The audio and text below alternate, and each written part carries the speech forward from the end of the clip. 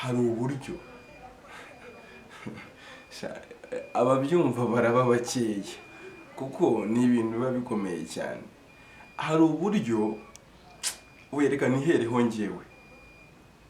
njyewe njya kuvuka navutse nsanga mu rugo iwacu nabasabaga umunyu kuko bari bishoboye, urumva.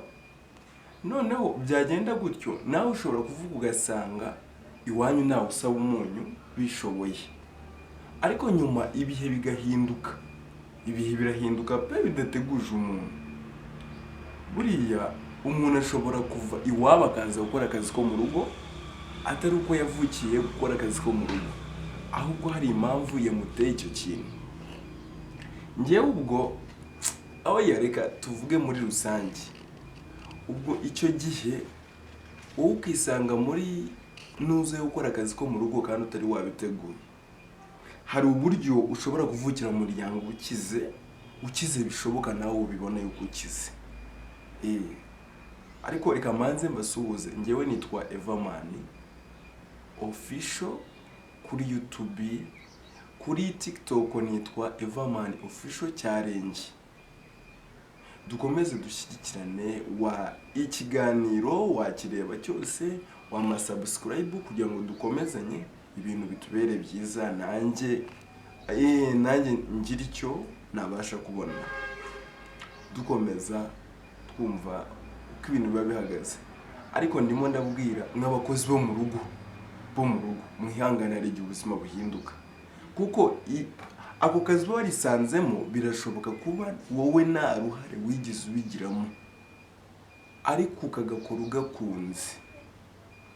Nyuma ndasoza mbwira ugukoresha ikintu agomba kwitwararika, nk'uko nawe unoza inshingano z'akazi kawe nawe akagira icyo yitwararika. Noneho ubwo wavukira nk'umuryango ukize, iwanyu batunze imodoka, barakugaburira urarya ugahaga, ibisigaye ukajya kubimena. Hari icyo buri gihugu utazi. Hariho benshi baba baburara ariko batarabigizemo uruhare. Hariho benshi baba babwirirwa ariko nta ruhare babigizemo. Ibanga ahantu riri, nuza akazi so cyangwa nyoko akora kugira ngo ubashe kubona icyuriye. Buriya aravunika, wowe uricaye ntabwo uvunika. Nkeneye amafaranga y'ishuri urayabona, nkeneye imyambaro urayibona, yewe imyambaro uyibona, n'inkweto hari ugutekereza akakubwira ngo inkweto ye ishobora kuba itangiye gukura, akakugurira indi.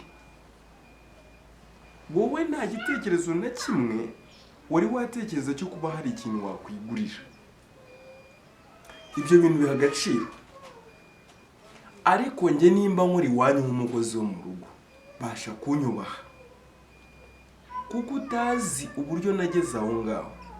Kunyubaha kwanjye rero bushingiye kuri ibi: ndakora inshingano nshinzwe iwanyu, nzikore neza.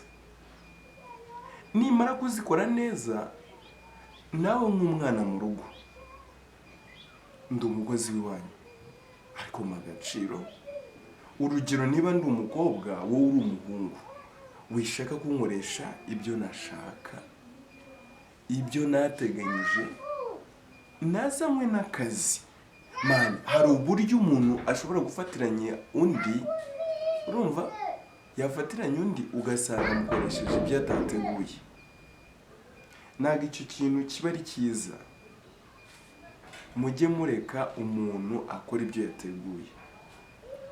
Noneho rimwe na rimwe ugasanga wenda nka ba databuja cyangwa ba mabuja, ibi bintu biravuna. Wari wikorera umufuka ukurenze kandi atari ko kazi waza usaba ko mu rugo. Birashoboka, ibyo urabizi. Ibyo bintu bijya bibaho kandi birababaza. Icyo kintu iyo kikubayeho ni ikintu kikubabaza, kirakubabaza cyane, kuko baba bakwinjije mu bintu bitakureba. Noneho ubwo nari nyiri kuri wa wundi uvukira mu muryango ukize, usanga iwanyu batunze imodoka, batunze byinshi bya mirenge, jya ubabaza aho babikura. Ese iso cyangwa nyoko bakoze impanuka utarababajije uburyo babona amafaranga yo kugaburira, ejo wabigenza ute? Ko wakwinjira muri crise y'ibibazo utazi aho biturutse.